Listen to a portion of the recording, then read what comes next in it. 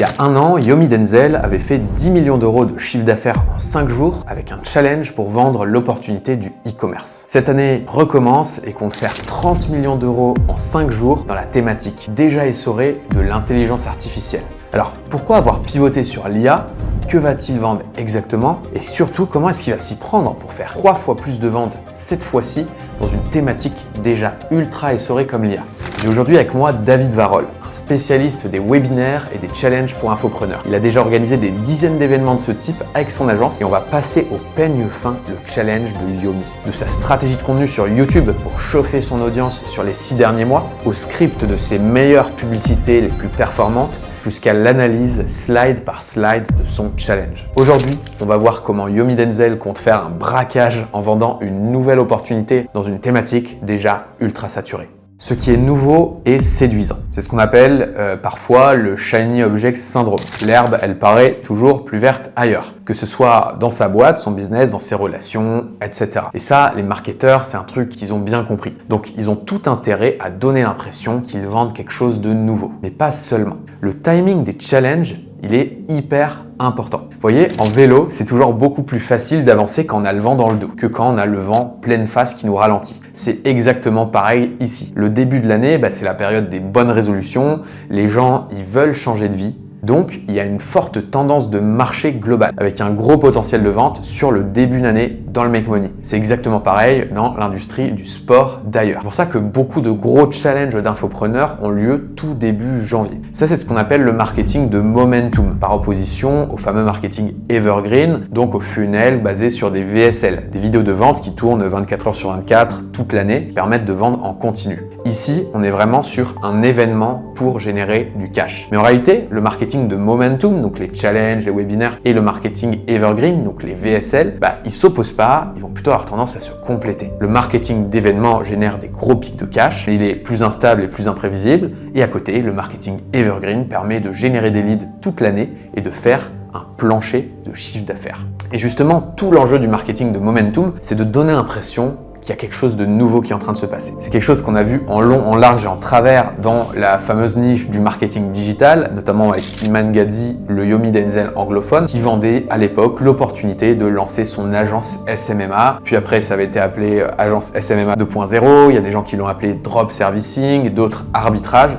En fait, c'est toujours la même chose, mais on lui donne un nouveau nom. D'ailleurs, Yomi, il y a quelques années, il vendait le e-commerce, puis le e-commerce 2.0. Il y a toujours cette notion de venir avec quelque chose de nouveau. Et la petite subtilité, c'est que ça n'a pas à réellement être nouveau, mais ça a à sembler nouveau. Comme l'explique d'ailleurs très bien Tai Lopez, le gourou du marketing aux US. HUMP. And then S, if you want to close the deal, you have to explain it's a special time in history. But now AI is here. And those that it's a special time in history because if you catch it early, before it's saturated, you will get rich. So click. Pour vous donner un exemple concret, c'est exactement ce qu'on a vu il y a quelques mois chez Iman Gadzhi, qui a décidé de vendre l'opportunité des petits produits digitaux faits par IA. It is 2025 and times have changed. You see, I got started with digital products in 2018. But that was digital product 1.0 era. Right now it's 2025 and we're living in digital product 2.0 era. You see, in the past, digital products had one of the highest barrier of entrance because you needed extraordinary expertise, months of research, high-level copywriting skills, as well as expensive custom platforms. Now, there have been 2 technological advancements that have eliminated the need for everything I just mentioned, and those are artificial intelligence, as well as product hosting platforms. Et il l'explique de manière hyper caricaturale. Avant, c'était les produits digitaux 1.0. Maintenant, c'est les produits digitaux 2.0. Donc, c'est différent. Mais il s'arrête pas là. Il explique qu'avant, il y avait des barrières et maintenant, ces barrières ont été retirées par des nouveautés sur le marché. En l'occurrence, l'IA et les plateformes d'hébergement. Ce qu'il fait ici, c'est qu'il construit ce qu'on appelle une narrative. Avant, le monde fonctionnait différemment, mais il y a un événement qui est en train de rebattre les cartes, quelque chose de très spécial qui a lieu maintenant et il faut saisir cette opportunité avant que la fenêtre ne se referme. Et c'est toujours cette mécanique-là qui est utilisée dans le marketing de momentum. Si on prend un peu de recul, ça peut paraître discutable d'envoyer des débutants se casser les dents sur des infoproduits à faire avec ChatGPT et à vendre sur Whoop ou School, mais d'un point de vue marketing, en fait, c'est assez limpide. C'est ce qu'on appelle une narrative. Yomi, au début, il était connu sur le e-commerce et là, il est en train de faire un pivot en passant sur l'IA. Alors voilà à quoi ça ressemble chez Yomi Denzel pour ce pivot. J'organise un bootcamp en ligne gratuit durant lequel je vais révéler un tout nouveau business IA encore méconnu en France qui permet de se lancer même quand on est débutant, sans site, sans pub et sans produit. C'est une opportunité à ne pas manquer, c'est 100% gratuit et pour vous inscrire, vous avez juste à cliquer sur le premier lien. Yomi est en train de switcher sur l'IA, c'est quelque chose qui a le vent en poupe. Donc l'enjeu pour lui, ça va être d'appairer de la nouveauté à l'intelligence artificielle. D'ailleurs, si on regarde bien ses contenus des derniers mois, et on va en plonger en détail dans quelques instants, en fait, on s'aperçoit que pour le moment, il ne tisse pas une opportunité en particulier, mais plutôt plein de business models différents basés sur l'IA. Son but, c'est de commencer à insuffler la croyance que l'IA est en train de rebattre les cartes dans le monde du business en ligne. Par exemple, dans une de ses vidéos, il va faire le top 5 des meilleurs business à lancer avec l'IA. Il va expliquer qu'on peut créer des applications sans savoir coder et s'associer à des influenceurs pour en faire la promotion et la vendre à leur audience en partageant les revenus. Donc expliquer qu'avant c'était très dur de produire du contenu vidéo pour des entreprises, mais qu'aujourd'hui on peut simplement leur faire des clones IA et leur produire énormément de contenu facilement.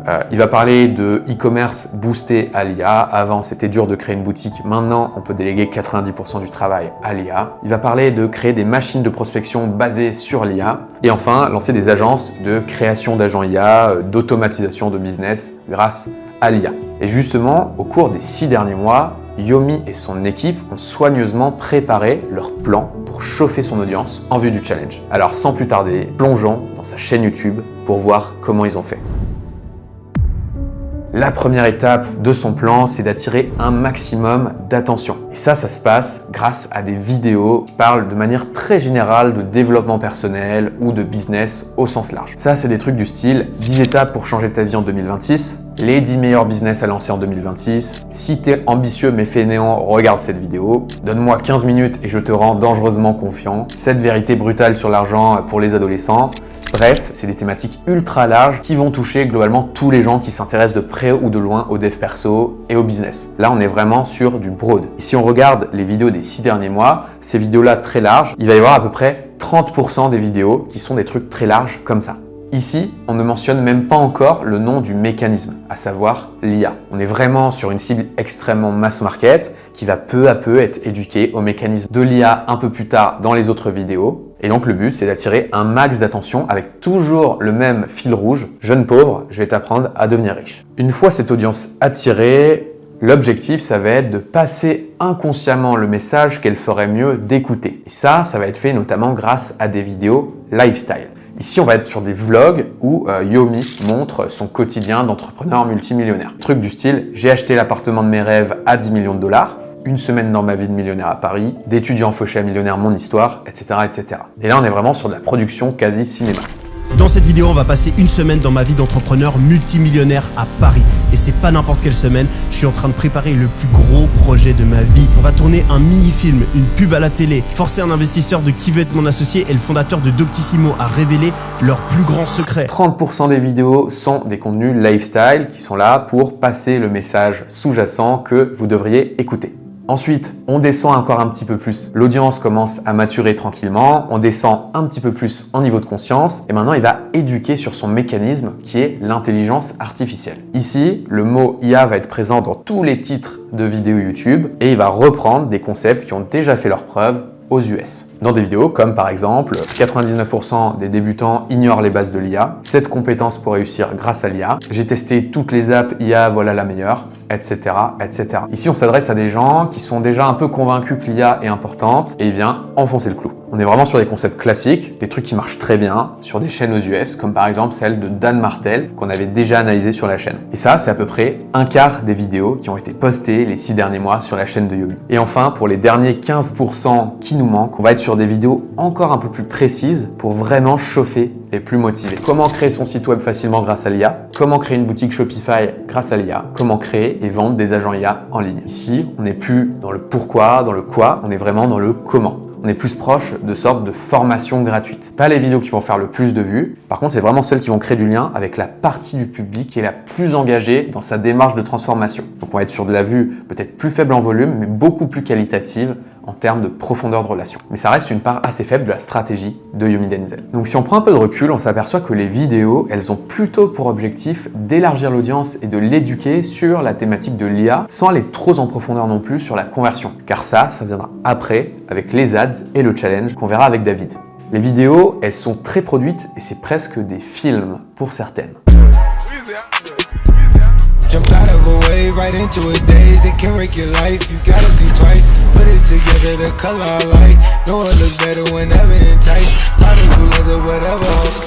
Et ça, c'est quelque chose qu'on retrouve sur beaucoup de chaînes mass market, exactement comme sur celle d'Iman dont on parlait tout à l'heure. Et ça peut faire un peu peur de voir un tel niveau de production. Peut-être que vous vous dites, moi j'ai pas les moyens de produire des vidéos comme ça. Pas de panique, dans 99% des cas, ce n'est juste pas utile. Pour comprendre pourquoi, il faut comprendre comment fonctionne la pyramide de l'attention sur YouTube. Vous pouvez imaginer le marché de l'attention sur YouTube comme une pyramide inversée. Tout en haut, il y a le grand public, le mass market. C'est de l'attention du tout venant, de monsieur et madame tout le monde. C'est de l'attention qui n'est pas encore triée, qui n'est pas encore très qualifiée. Ces personnes-là, elles sont pas encore engagées dans une démarche très profonde de changement. Elles n'ont pas encore commencé à poncer un sujet. Ce qui veut dire qu'il y a énormément de concurrents qui sont prêts à dérober leur attention. Netflix, Fortnite, TikTok, un match de foot. Globalement, tout ce qui est divertissant est un réel concurrent, car cette attention-là, elle est un petit peu volatile. Et donc, ça fait sens d'avoir des vidéos extrêmement produites comme Yomi Denzel. Pourtant, quand on descend dans cette pyramide, plus on va descendre dans une niche, voire une sous-niche, plus on va avoir affaire à des gens qui sont sérieux dans leur démarche, qui sont déjà engagés, qui ont déjà fait des recherches et donc dont l'attention est moins volatile parce que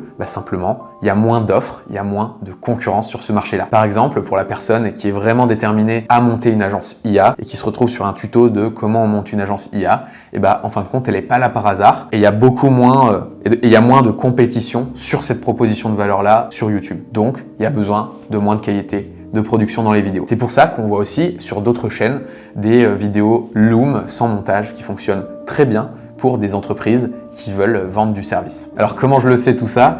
Simplement parce que moi j'ai une agence aussi où on aide des entrepreneurs à développer leur audience sur YouTube, des audiences de clients. On a testé plein de formats sur plein de chaînes de clients. Et ce dont on s'est aperçu, c'est que plus la vidéo était produite, plus elle créait d'autorité, ce qui est super utile pour vendre en mass market à grande échelle, mais moins elle était produite, plus elle créait de proximité, ce qui était extrêmement utile aussi pour créer de la relation de profondeur avec une petite audience et vendre en high ticket à plus petite échelle. Justement, dans mon agence, on aide des entrepreneurs en ligne à mettre en place des stratégies de contenu sur YouTube ou à créer de bonnes publicités pour attirer des audiences de clients. Et si vous voulez en savoir plus sur ce qu'on fait, je vous mettrai des liens dans la description vers d'autres ressources pour approfondir et une présentation de ce qu'on propose. Bref, et donc tout a été mis en place pour chauffer l'audience pendant des mois. Maintenant, il est temps de l'activer. Et ça, c'est ce qu'on va voir avec David maintenant.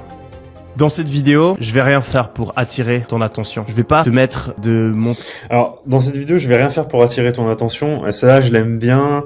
C'est assez malin en termes de marketing. Et puis, qu'est-ce qui nous fait vraiment? Regardez. Tâche de voiture, de jet, de voyage aux Maldives ou de penthouse à 10 millions d'euros. Non, je vais simplement te...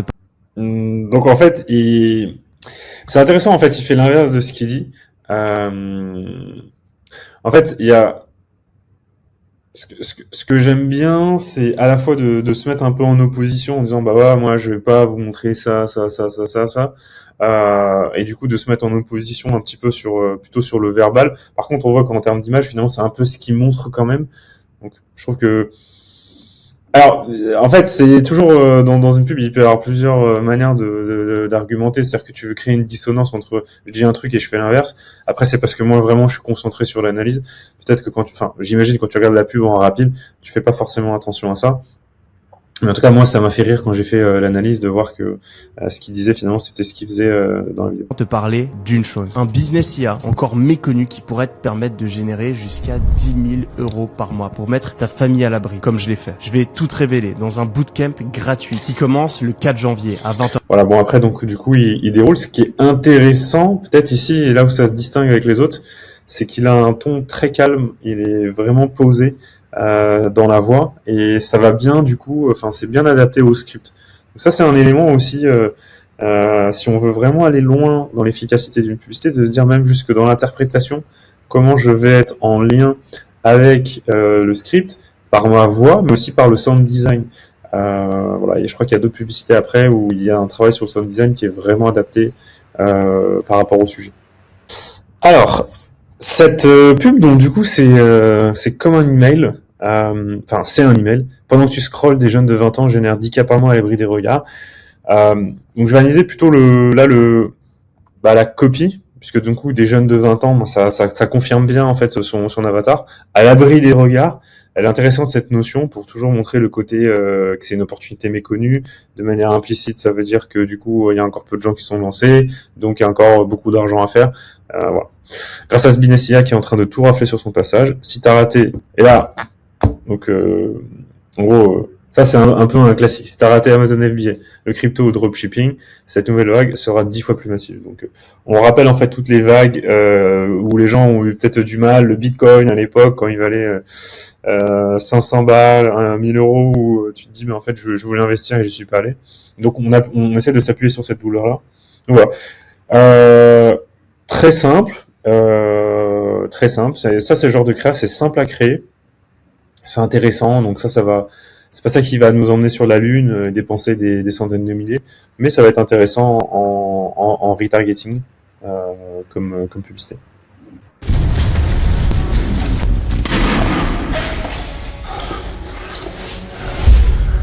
Regarde mon amour, c'est quoi ce putain de business de merde là que tu nous sors? Je veux tout savoir sur ce putain de business. Il paraît qu'il y a des milliards qui vont tomber. Et le potentiel, il est énorme. Et lui là, ce bouffon, il veut tout divulguer là, en janvier, gratuitement. C'est ça, pas le laisser faire.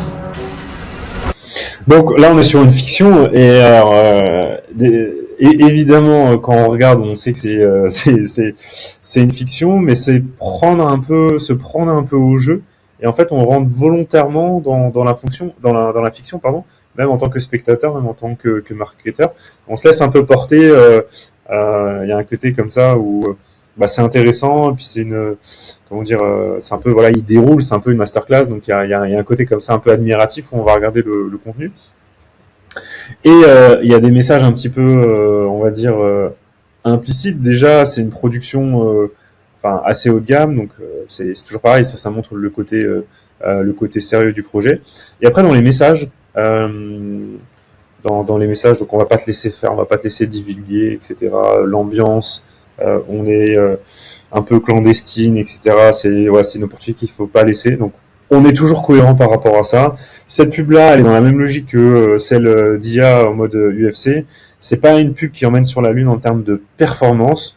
C'est plutôt une publicité pour marquer les gens et que les gens se disent waouh, Yomi l'a envoyé, il a fait du métro, il nous a fait des pubs IA de fou, il nous a fait un tournage. Et ça, c'est des pubs qui vont marquer, qui vont contribuer à la brand, qui vont contribuer au FOMO. C'est le genre de pub. Alors, je sais pas c'est quoi le coût pour pouvoir faire une pub comme ça, mais c'est minimum, je pense, 5-10 000 euros. Selon les acteurs, ça va dépendre et de la durée. Mais donc ça va être intéressant quand il y a un certain volume de publicité. Si vous faites un événement et que vous dépensez 30-40 000 euros, pas besoin d'aller faire ce type de contenu-là. Sauf si vous êtes sur une niche justement où c'est vraiment le cœur. Hein. Ça, si par exemple vous êtes sur quelque chose autour du beau, du film, de la vidéo, etc. Là, ça va être intéressant, mais sinon, ça sera pas intéressant. Mais bon, c'est bien de l'avoir en tête pour se projeter. 2026 va créer une nouvelle vague de millionnaires grâce à un business IA encore méconnu qui permet même aux débutants de générer jusqu'à... Voilà, bon, ça c'est des pubs pour le coup très simple à faire. Fond vert, studio de podcast, et ça c'est le genre de pub qui fonctionne très bien. Vraiment le point là, moi, que je vois par rapport à mes clients en ce moment, c'est vraiment de jouer sur l'année 2026. C'est tout bête, mais pas assez de gens le font, parce que les gens n'anticipent pas assez, parce que on joue pas assez sur le planning commercial, alors que c'est vraiment un point super important. Donc voilà, commencer directement avec la nouvelle année. Là en plus alors j'ai la date, elle a été lancée le 3 janvier. Alors après, je fais une toute petite digression. En media buying, on peut lancer une publicité, je sais pas, une semaine avant. Puis après, si on veut la mettre dans une nouvelle campagne, elle peut être relancée à nouveau, quoi. Ça veut pas dire qu'elle a été que lancée à ce moment-là. Mais bon, toujours est-il que la période de diffusion, c'est sur le début de l'année. 2026 va créer une nouvelle vague de millionnaires grâce à un business IA encore méconnu. Voilà, donc une nouvelle vague de millionnaires grâce à un business IA méconnu. C'est un peu la punchline classique. Là, c'était surtout le côté 2026 que je voulais vous partager.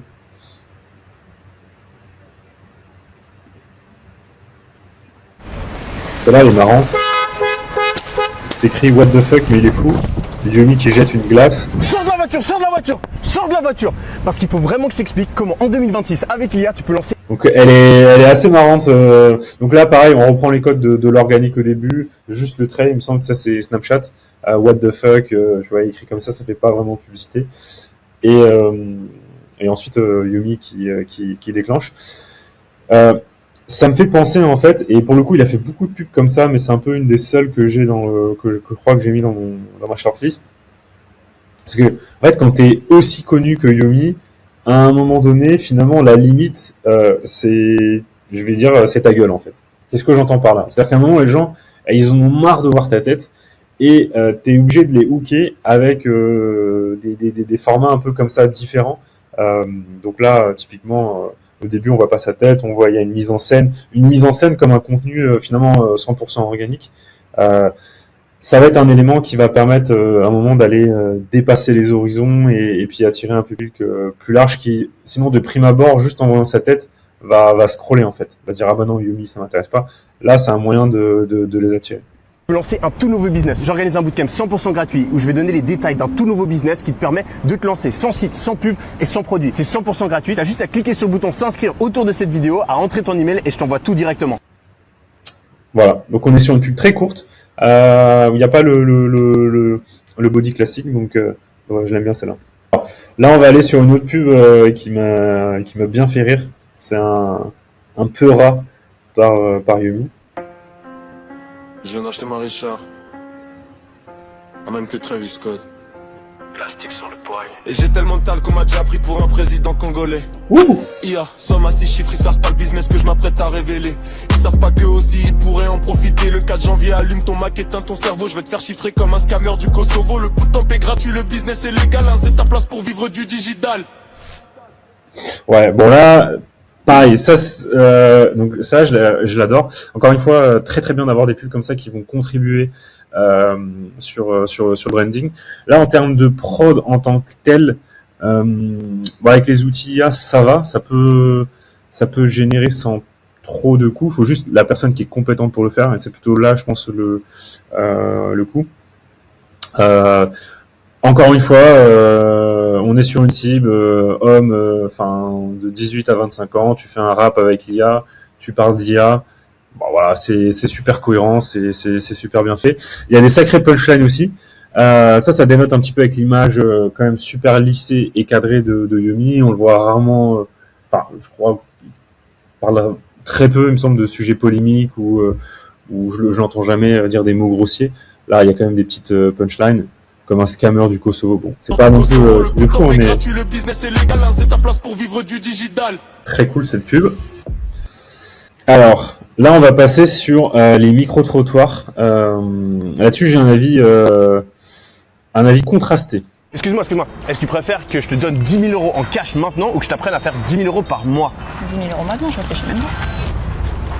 Et toi, tu veux 10 000 € en cash? Alors là, j'aime bien le jeu d'acting de Yomi. Hein. Franchement, en termes de jeu d'acting, Yomi, c'est quand même quelque chose. Hein. Toutes les pubs, c'est pour avoir vu des rushs de personnes qui font des pubs. Là, le résultat final est très cool. En cash maintenant ou tu veux apprendre à faire 10 000 € par mois? 10 000 € maintenant, faut être fou pour dire non. Là, pareil, le jeu d'acting est pas mal. J'aime bien. Enfin, on sait que c'est une fiction, mais c'est plutôt bien fait, quoi. C'est pas malaisant.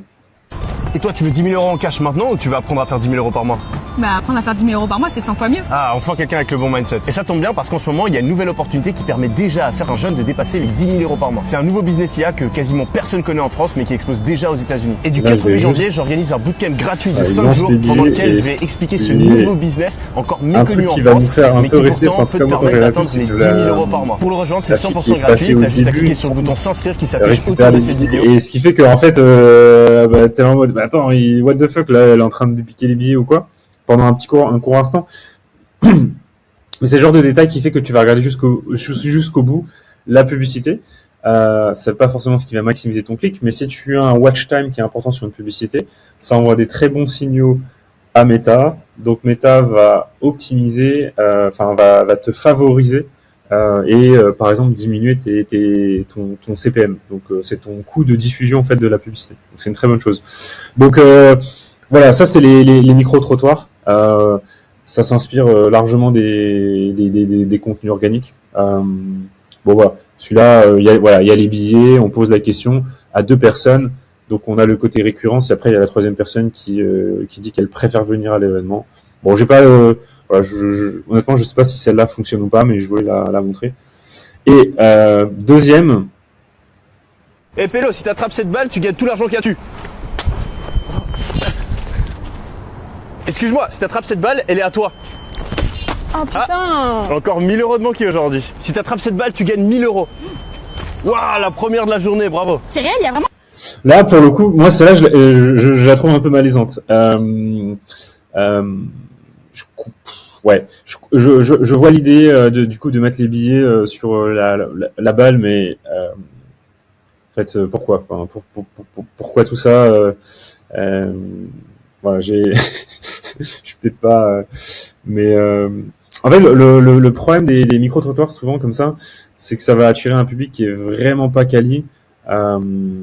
Et du coup, pour le compenser pour moi, ça va être un petit peu dans le copywriting.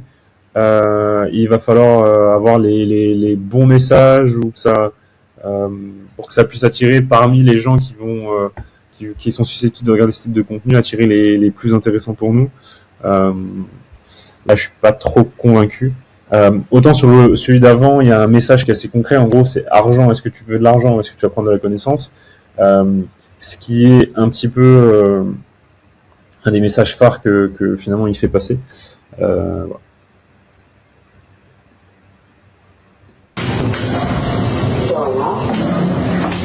Ah, ça, j'ai mis parce qu'elle est rigolote aussi. Dans cette situation, ne tourne surtout pas la tête en direction de la zone sensible. Tu mets ta main droite dans ta poche, tu sors ton téléphone et tu cliques sur le bouton s'inscrire que je mets autour de toutes mes vidéos pour réserver ta place gratuitement au bootcamp dans lequel je vais révéler enfin mon nouveau business IA méconnu qui permet de générer jusqu'à 10 000 € par mois. Tu vas voir, c'est super simple. Pendant 5 jours, je vais être avec toi pour te montrer comment une nouvelle techno d'IA pourrait te permettre... Celle-là, je la trouve vraiment marrante. Elle est très bien réalisée. Donc là, encore une fois, sur le début, du coup, on a un hook avec un truc classique, en gros, qu'on voit pas mal sur les réseaux sociaux, une jolie fille qui rentre, et en gros, il y a ta copine à côté, il faut pas que tu aies le regard qui dévie. Donc on reprend ça, donc il y a une femme qui vient, donc on attend la chute, et du coup, là, pareil, ça permet d'aller chercher des nouveaux publics, des gens qui n'ont pas forcément, enfin, il y aura peut-être scrollé si c'était Yumi. Et après, on est vraiment en mode autodérision, même les montages, ça fait vraiment banque d'images, la mode Yumi qui vient, etc. Il y a une parfaite cohérence. Donc on est sur l'humour et en vrai ça fonctionne très bien. Et je vais montrer du coup les statiques.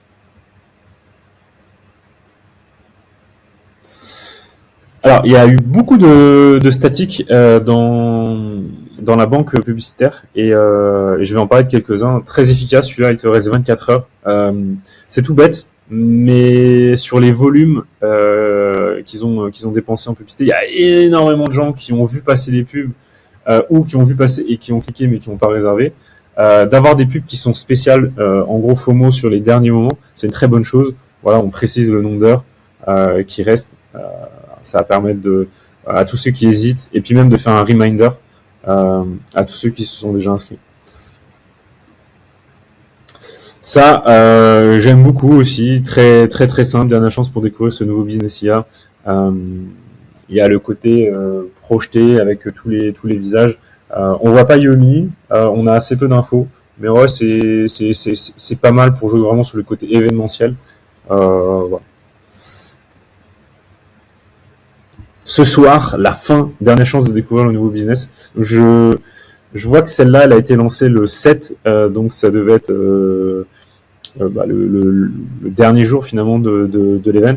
Donc pareil, en fait, c'est intéressant de teaser les derniers moments de l'événement, de faire en sorte que ça continue de venir, vu qu'il y a des volumes énormes.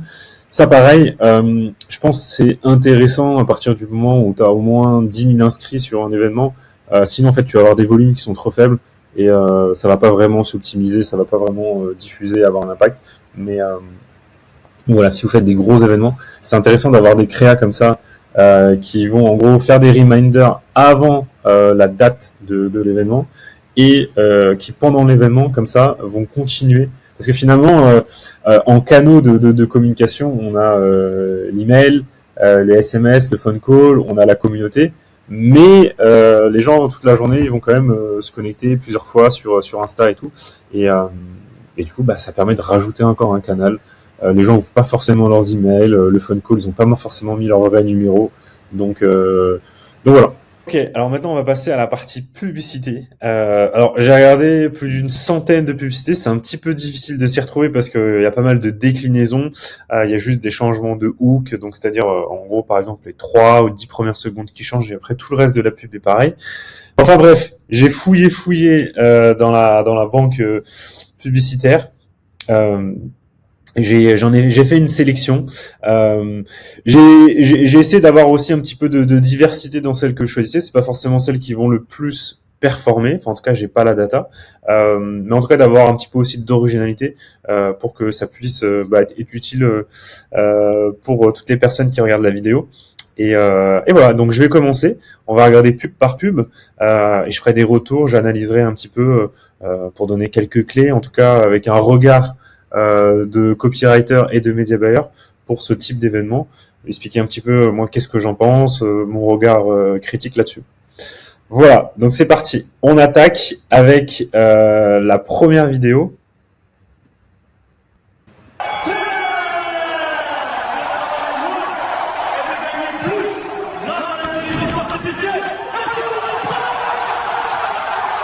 Désolé monsieur, dans le rapport sur votre... Bon voilà, ça c'est une des pubs qui a beaucoup tourné, qui a beaucoup fait parler, parce qu'elle est super originale. Bon, on est en plein aussi, à chaque fois je vais essayer de reconnecter un petit peu à l'avatar, on est sur de l'UFC, c'est en plein dans sa cible qui est des jeunes hommes, on va dire, entre 18 et 25 ans, c'est vraiment le cœur de sa cible, et donc l'UFC ça fait partie des références qu'ils ont. Mais ce qui est intéressant, c'est que du coup, il va mettre en place le mécanisme qu'il met en avant, donc l'IA, et puis l'illustrer à travers les publicités. Ça, c'est très intéressant d'avoir la cohérence.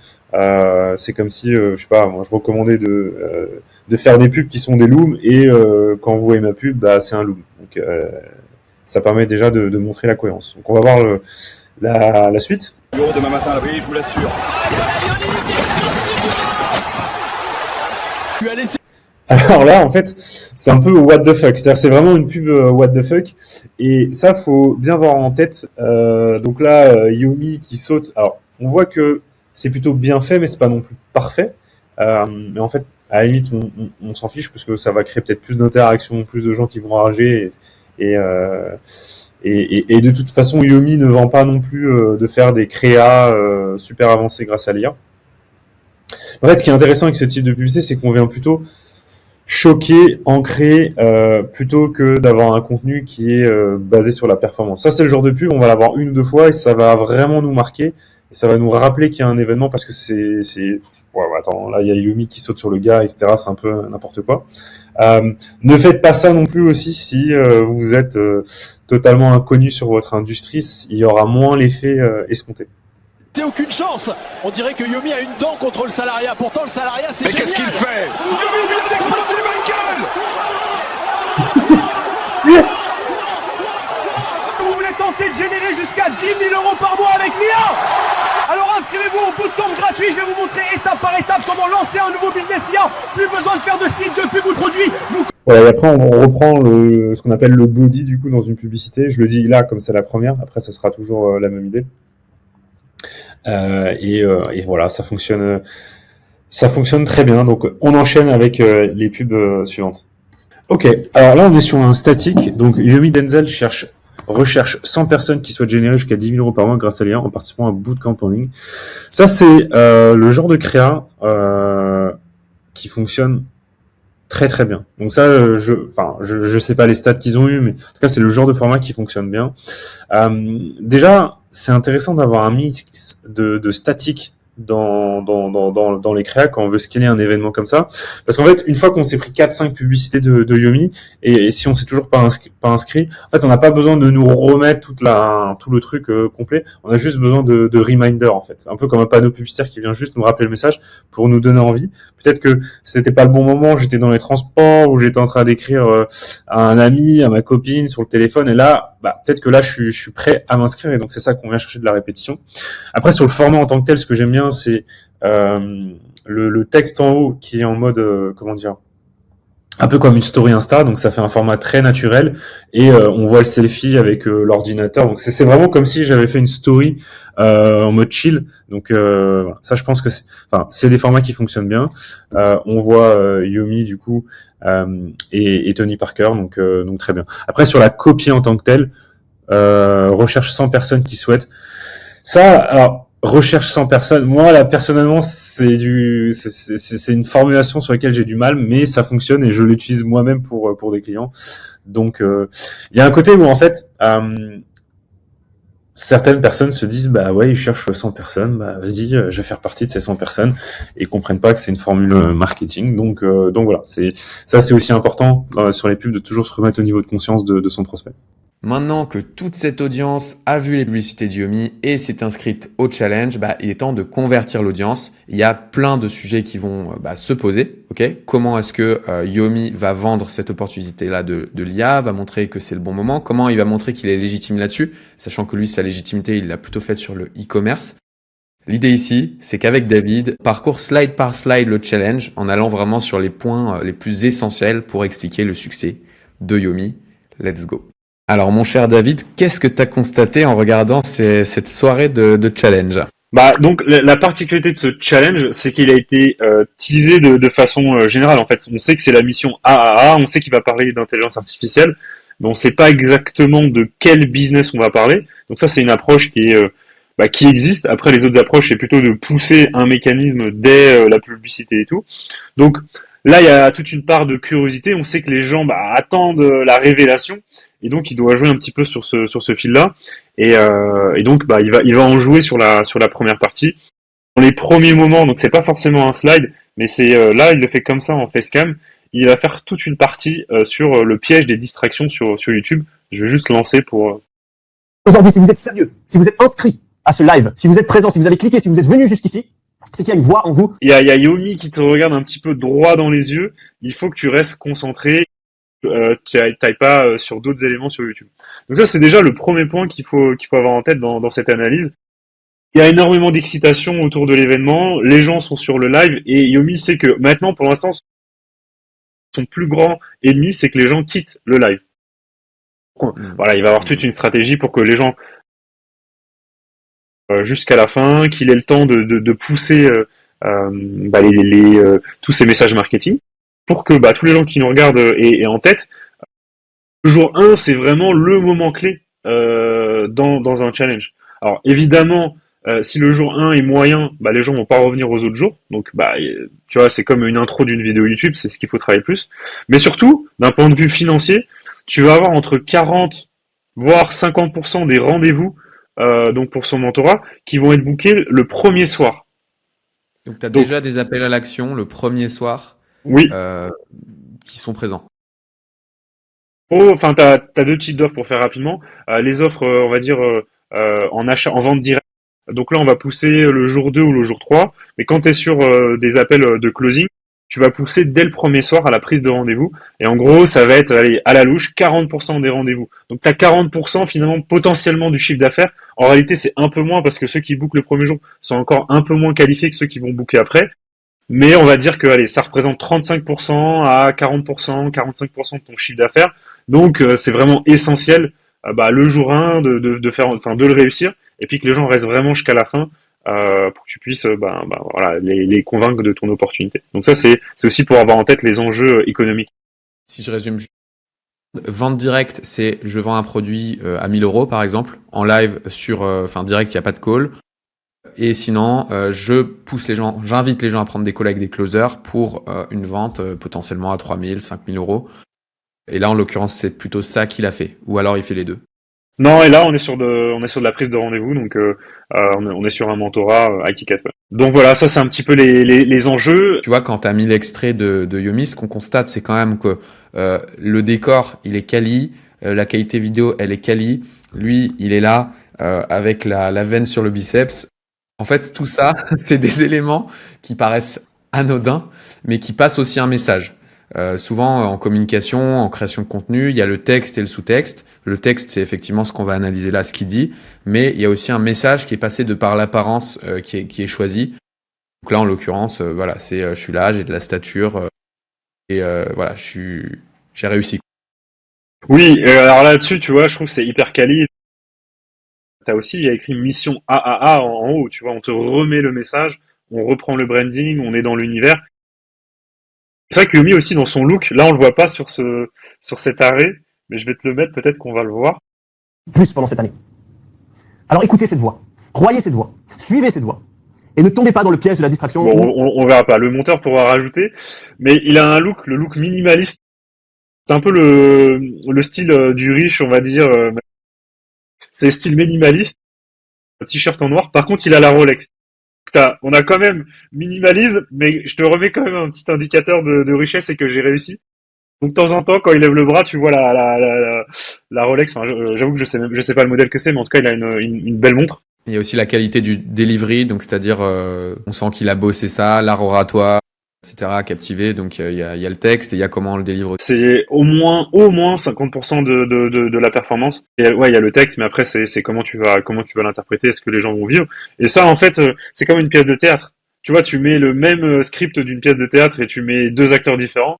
Là, je pense que ça paraît évident pour tout le monde que bah, si t'es un excellent acteur, les gens vont avoir plus d'émotions. C'est exactement la même chose sur un live. Hein. C'est une pièce de théâtre. Tout est scripté de A à Z. Je suis sûr qu'il a fait plein de répétitions. Pourtant, on va essayer de montrer un peu ce côté live, côté un peu freestyle, mais tout a été préparé, tu vois, sur un événement comme ça, des mois de préparation. Comme Hormozy, hein, qui avait répété son live pour son dernier bouquin, je crois, des mois avant. Enfin bref, vous avez compris. Voilà. Et peut-être, avant de démarrer, donc à peu près pour donner des chiffres, 200 000 inscrits, c'est ce que lui communique. J'ai pas les chiffres, moi j'ai pas encore eu les chiffres, j'ai pas encore eu les bruits de couloir, mais il communique sur 200 000 inscrits, et il y avait plus de 50 000 personnes en live sur le premier jour, donc c'est énormissime, 50 000 personnes en live sur un live YouTube. Voilà, ça donne un peu des ordres de grandeur aux personnes voilà, qui nous regardent. Et peut-être aussi un moment, enfin dans la vidéo, on fera un peu aussi une comparaison par rapport au challenge qu'il a fait l'année dernière. L'année dernière, je l'ai vraiment analysé slide par slide, donc j'ai vraiment bien en tête. Il y a même des slides, j'ai repéré que c'était un copier-coller. Il y a beaucoup de choses qu'on changé. Voilà, on regardera ça aussi, ça va être cool. Premier point que je voulais vous montrer, on va essayer de vraiment faire de manière chronologique. En gros, sur l'introduction, on va avoir plusieurs éléments. Il va jouer sur le côté, bah effectivement, quelles sont tes alternatives finalement par rapport à ce live, TikTok, aller sur les réseaux sociaux, etc. Donc ça, il va démonter énormément. Il va refaire du teasing et voilà, il va teaser un petit peu l'intégralité de l'événement. Et il y a un truc qui est vraiment sur lequel il joue et qui est vraiment excitant, c'est sur le nombre de participants. Donc toutes les 2 minutes, il va dire le nombre de participants, qu'il y a un vrai mouvement.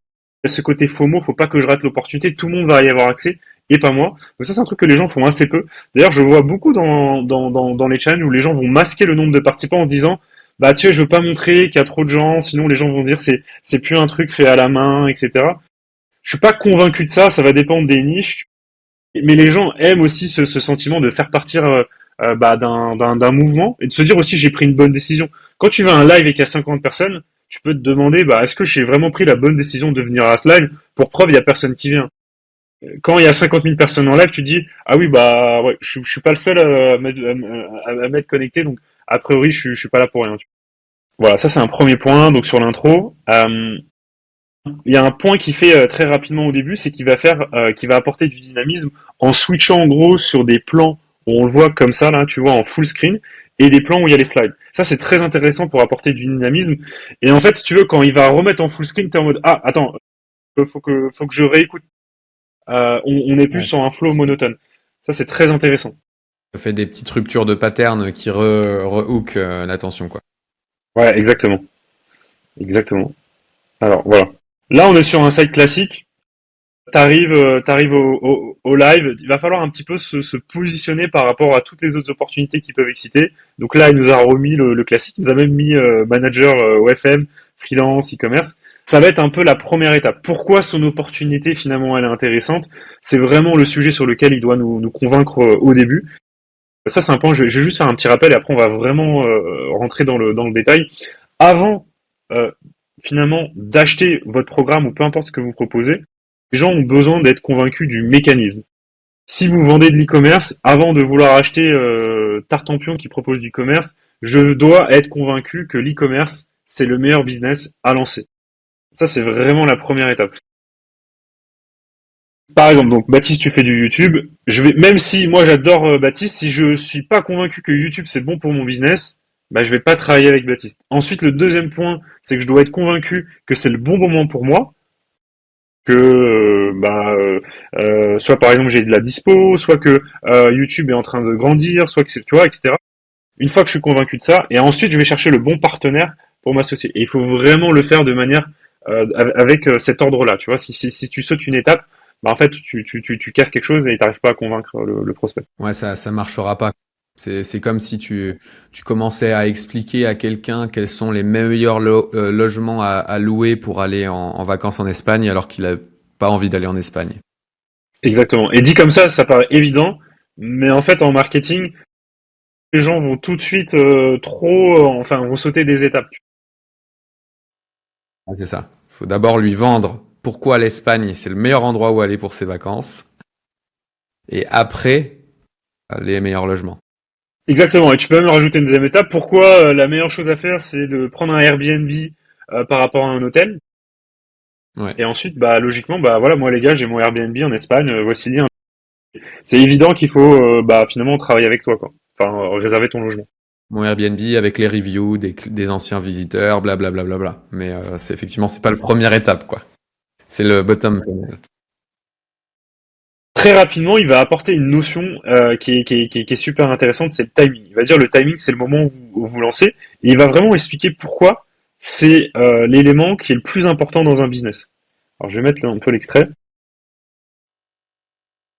Et votre business, si vous êtes au bon endroit, au bon moment ou pas. Et le problème avec tous les business dont je vous ai parlé juste avant, c'est que c'est des business qui existent tous depuis au moins 5 ans. Certains, ils existent depuis 10, 20, 30 ans. Et du coup, il y a beaucoup de concurrence. Mais c'est tout l'inverse avec ce tout nouveau business IA encore méconnu. S'il y a autant d'anglophones qui partent de zéro et qui génèrent autant d'argent aussi rapidement, s'il y a plusieurs dizaines de francophones qui arrivent eux aussi à générer des sommes astronomiques, c'est parce que ce business IA se positionne pendant une fracture. Au cœur d'une fracture, il y a une nouvelle innovation qui apparaît et qui redistribue les cartes de la richesse au sein de la société. Et comme c'est un événement rare, quand ça arrive, c'est le bon timing pour lancer un nouveau business qui se base sur l'innovation au centre de cette fracture. Et c'est ce que j'ai fait personnellement avec le e-commerce. Et c'est ce qui m'a permis de passer d'étudiant fauché à être aujourd'hui à la tête d'une fortune de plus de 50 millions d'euros. Et il y a des milliers de personnes qui ont fait comme moi, qui ont saisi l'opportunité du e-commerce pour... Donc ça c'est un petit peu la big idea du live. L'opportunité qu'il va nous présenter après, c'est le bon moment pour se lancer et surtout, à quel point c'est important de se lancer quand il y a une fracture de marché. Et donc il va donner plein d'exemples. Tu vois, il va dire si tu t'es lancé sur les réseaux sociaux, il y a 5 ans pour pouvoir développer ton entreprise, t'as cartonné. Si tu as lancé l'e-commerce au bon moment, tu cartonnes, etc. Donc il va vraiment appuyer là-dessus pour dire qu'en fait on est sur une nouvelle fracture. Et tu as un peu deux choses qui sont intéressantes sur une fracture. C'est que il y a comme tu es sur une nouveauté, il y a encore peu d'acteurs, tu peux gagner beaucoup d'argent. Attends, et le deuxième truc, je regarde mes notes.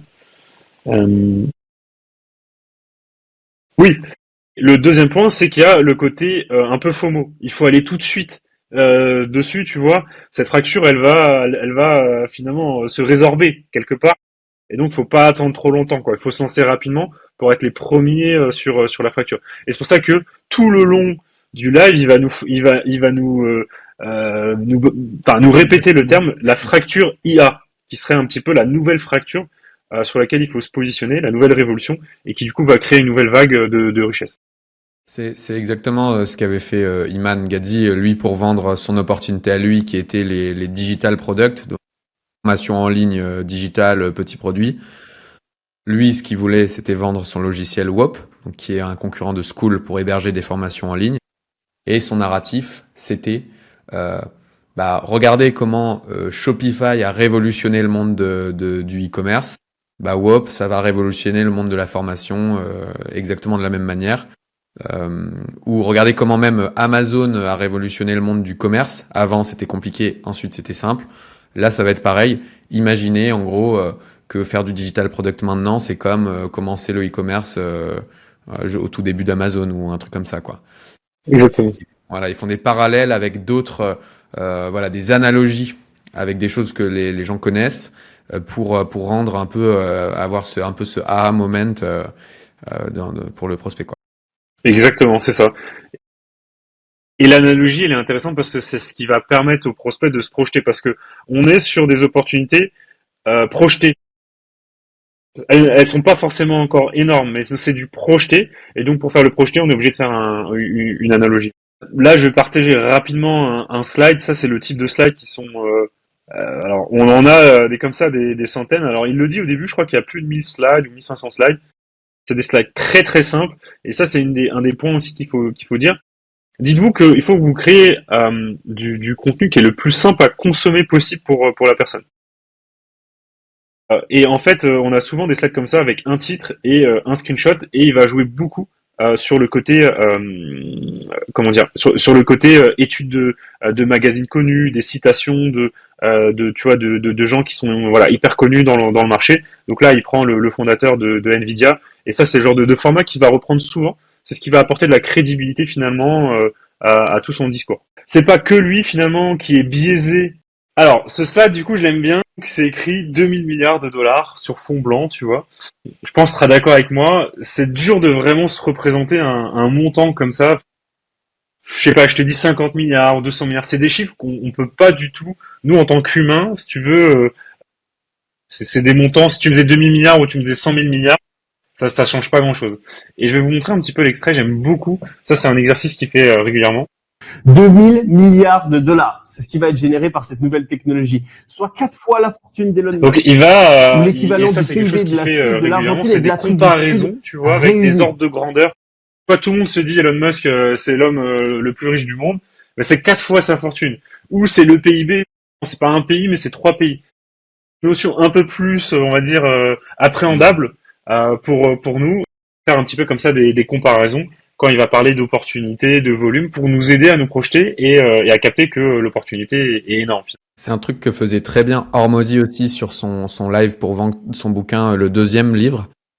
Il l'a refait sur le 3e d'ailleurs, je crois. En fait, il mettait en parallèle le nombre de stocks de livres. Il disait, on a que 50 000 exemplaires, tu vois. Il disait, ou un truc comme ça. Et après, il disait, à titre de comparaison, on a envoyé ce mail à nos 200 000 emails et tous nos affiliés ont envoyé ce mail à leurs 1 200 000 emails et blablabla. Et à la fin, tu avais un graphe avec le micro truc où c'était les 50 000 bouquins et un graphe avec tous les gens à qui c'était envoyé qui venaient écraser complètement et sortir du graphe. Et il disait, du coup, bon voilà, ça va sans doute partir en quelques secondes. Et je trouvais ça assez intéressant pour faire visualiser effectivement les chiffres comme il le fait là. Ouais. Là, l'exemple que tu donnes, ça permet aussi de créer beaucoup de FOMO. Et ça, c'est quelque chose qu'il fait parce qu'il va dire, nous, le mentorat, c'est un accompagnement qui est limité en termes de coach, etc. Donc, on peut pas accueillir tout le monde. Et donc, réservez vite votre appel. Et il dit, preuve, on a plus de 200 000 inscrits. Bah, vous doutez bien qu'on peut pas intégrer 200 000 personnes. Donc, prenez votre appel tout de suite, tu vois. Un petit peu dans la même mécanique. T'as des slides aussi comme ça. C'est des slides, assez classiques. Est-ce que vous voulez faire partie des personnes qui passent massivement à l'action pour enfin faire de 2026 votre année? Ça, c'est recréer de l'engagement. C'est une question qui peut paraître bête. On se dit, forcément, les gens vont dire oui. Mais ça permet de les engager. Ça permet que les gens s'engagent. Ils disent oui. Ils se sentent en fait connectés. Et on évite qu'ils soient passifs pendant tout le live. Là, je vais te montrer un passage que j'ai beaucoup aimé. Alors, je sais pas si on va être au tout début, mais vas-y, je lance. À ce moment-là, il y a un truc qui s'est cassé en moi. Je me suis dit, putain, mais mes parents, ils triment. Mes parents, ils travaillent. Et pourtant, ils n'ont pas la même vie que les parents de mon pote. Pourtant, mes parents de mon pote, alors qu'ils travaillent pas plus dur, alors qu'ils sont pas plus intelligents, ils ont une villa, ils ont un chalet au milieu des montagnes, ils peuvent aller skier quand ils veulent, ils ont de belles voitures. Et nous, on peut même pas s'acheter le même jus de pomme. Ce soir-là, alors que j'ai 8 ans, j'ai eu un déclic. Je me suis dit, Yomi, pour passer d'étudiant fauché à millionnaire, en 1 an seulement, et je vais vous expliquer maintenant la raison. Et je vois qu'il y a plusieurs voitures dans son allée, qu'il a une dans son énorme villa sur le lac Léman. Et quand j'ouvre le frigo, eh bien, donc, je me rends compte qu'il est plein. Donc là, il faudra mettre l'extrait au montage. Yomi, du coup, nous raconte l'histoire du jus de pomme.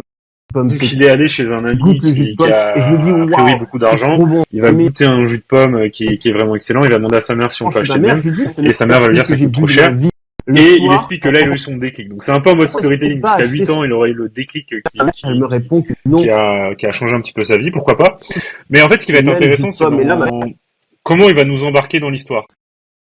À ce moment-là. Et il y a pas mal de choses intéressantes. Le premier, c'est quelque chose que j'ai rarement vu sur le marché, c'est de prendre ce côté bande dessinée pour qu'on ait vraiment le sentiment d'une vraie histoire où il est le propre héros. Je pense que ça a été fait avec l'IA potentiellement, et donc on va avoir toute une trame. Tu vois, c'est un univers un peu grisé, un peu à la Kaizen, tu vois, ça c'est un peu le mood, un peu manga, le jeune héros, etc. Et on voit un petit peu son aventure. Donc ça c'est très immersif. Franchement, c'était assez bluffant. Ensuite, le deuxième point, c'est que je pense on a tous eu finalement des amis qui étaient plus riches que nous, et on s'est un peu comparé par rapport à notre situation. Donc ça permet vraiment que tout le monde puisse se projeter. Tu vois, c'est pas une situation what the fuck. Tous à notre échelle, on a côtoyé des gens quand on était plus petits qui étaient plus riches. Que ce soit celui qui est jamais parti en vacances, il avait un pote qui partait une fois, que celui qui était aisé et il avait un ami où ses parents ils étaient vraiment blindés. Tu vois, donc ça c'est bien aussi en termes d'histoire, c'est que tout le monde à son échelle peut se projeter lui-même. Et un troisième point, c'est dans l'interprétation. Tu vois, depuis le début, il est en mode gros biceps, Red Bull, ça envoie. Et là, on a un peu calmé. Il a essayé de mettre un petit peu d'émotion. Il a essayé de jouer le texte un peu différemment. Et donc, voilà, c'est tout ça qui fait que, au final, ça fait une bonne histoire dans laquelle les gens peuvent se projeter. Et puis, on a le petit moment émotion où, voilà, on voit autre chose de Yomi. On voit l'enfant qu'il a été et l'enfant qu'on est tous. Voilà, j'ai trouvé ce moment très très cool. C'est un des moments que j'ai préféré moi dans le live. Ouais, c'est intéressant. C'est intéressant effectivement. Le changement de ton et storytelling, rupture de pattern sur l'interprétation carrément. Ce slide-là, je l'ai bien aimé parce qu'il est assez simple. Si tu veux réussir dans la vie, faut ignorer les conseils des gens qui n'ont pas fait ce que tu as envie de faire. Il faut écouter à la lettre les conseils des personnes qui ont accompli ce que tu cherches à accomplir. Donc ça, en fait, ça arrive quand il va expliquer un petit peu tout son parcours et que finalement, il voulait être riche, mais il savait pas trop comment faire, et qu'il y avait un peu d'un côté des entrepreneurs à succès qui donnaient des conseils et sa famille qui lui donnait des conseils différents. Donc c'est une très très belle manière de framer le prospect en lui disant finalement moi je suis riche, moi j'ai la vie dont tu as envie, donc faut écouter mes conseils et il faut pas que tu écoutes les conseils de tes amis, ta famille. Quand il faudra prendre la décision, quand tu prendras ton appel et qu'ils te diront t'es sûr qu'il faut se lancer là-dedans. Voilà, donc c'est une manière aussi dès l'histoire, dès le début là, de commencer à framer. Ça c'est quelque chose qui est vachement utilisé pour anticiper les objections aussi. C'est-à-dire que souvent on a le réflexe de vouloir convaincre en disant voilà pour A, B, C qui font que ton objection n'est pas bonne. Alors qu'en réalité utiliser des histoires c'est la meilleure manière de casser une objection. Et une objection, c'est pas forcément sur j'ai pas envie d'acheter le produit. Ça peut être une objection sur j'ai pas envie de faire ce que la méthode requiert, par exemple. Je ne serai pas assez bon pour savoir faire l'IA, je ne sais pas coder, par exemple. Où là, il va pouvoir choisir une anecdote. Il pourrait prendre une histoire, un moment où il avait la croyance qu'il n'était pas suffisamment fort pour faire un truc, et en fait, il s'est aperçu que non, blablabla. Exactement. Tout le défi là dans un live, c'est d'avoir une promesse qui est excitante. Et ensuite, de casser toutes les objections pour que le prospect se dise que cette opportunité est réaliste. Ouais. Moi, j'aime bien voir ça comme un nouveau chemin qui est présenté, une nouvelle route. Et tout le job du live, c'est d'enlever tous les rochers, les obstacles sur la nouvelle route dans la tête de la personne qui écoute, quoi. Ouais, j'aime bien, ouais. Je trouve ça clair. Ça, c'est un point que j'ai... Bah, tu vois, c'était un des slides que j'avais montré un peu plus tôt. C'est un peu la même idée. On peut voir qu'il le reprend souvent. Et il y a quelque chose que j'aime beaucoup, là, et on va le voir à plusieurs moments, c'est qu'il dit 2 mots. Donc là, il n'a pas encore parlé de l'opportunité. On ne sait pas encore que c'est les agents... Enfin, en gros, c'est faire une agence d'agents IA. 2 mots qui représentent une opportunité de plusieurs trillions de dollars selon le PDG et Nvidia. Et là, ce que j'aime bien, c'est le 2 mots. Ça paraît tout bête, mais 2 mots, c'est 2 mots, c'est rien. Tu vois, ça paraît, je sais pas comment te dire, mais hyper simple. Et en fait, d'utiliser des formulations comme ça qui vont simplifier ton mécanisme. Tout ce que je vais te présenter, c'est 2 mots. Tu vois, c'est juste 2 mots. Ouais. C'est juste une chose. Côté, je vais te révéler la loi secrète de l'univers et c'est hyper simple. Et puis ça crée une petite open loop aussi là du coup de mots. Ah attends, ça crée une petite question en suspens. J'attends la réponse de ce truc-là, mais du coup il remet une pièce dans la machine pour regagner 15 minutes d'attente. Exactement. T'as une dissonance entre d'un côté 2 mots, donc 2 mots, voilà, c'est rien, et de l'autre côté une opportunité de plusieurs trillions. Donc ça crée une dissonance qui dit votre esprit veut attendre la suite et il est très curieux de savoir ce qui va venir. Si tu disais 2 mots pour un marché à 100 €, je te dirais, tu vois, il y a pas de dissonance. Kebab frites. Ouais, c'est ça, exactement. Alors, là, on va rentrer dans une partie qui est super intéressante. Je vais la mettre en live. Pour pouvoir introduire finalement le mécanisme, il va se mettre en opposition par rapport à juste ChatGPT. Le premier truc que les gens se disent, c'est IA égale ChatGPT. Si on se met vraiment au niveau 0. Donc il va vouloir se mettre en opposition par rapport à ChatGPT. Donc ça a plein d'intérêts déjà parce que ChatGPT ça a quand même été une révolution quelque part, mais il va vouloir expliquer que c'est encore plus finalement encore plus avancé. Là, il va simplifier en gros ce que c'est une IA générative, et ça c'est la puissance d'un copywriting et d'un très bon travail. Finalement, il va dire une question, une réponse. Et même si l'équivalent de la ville de Cannes a été remplacé, pour la plupart des gens, eh bien en 3 ans, il n'y a pas tant de choses qui ont changé. Et la raison principale, c'est que ChatGPT et les autres outils d'IA que vous connaissez comme Mistral ou Midjourney ou Sora ou Claude encore, eh bien c'est une catégorie d'IA qu'on appelle les IA génératives. Ok, donc c'est un terme, ne vous inquiétez pas, je vais vous l'expliquer très simplement.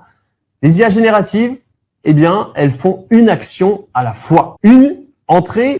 Donc le message un petit peu sous-jacent là ici, c'est que ChatGPT était déjà une vraie révolution, mais il était insuffisant parce qu'il n'était pas adapté finalement à nos usages, nous, où effectivement tu as des tâches mais qui s'enchaînent, des étapes, etc.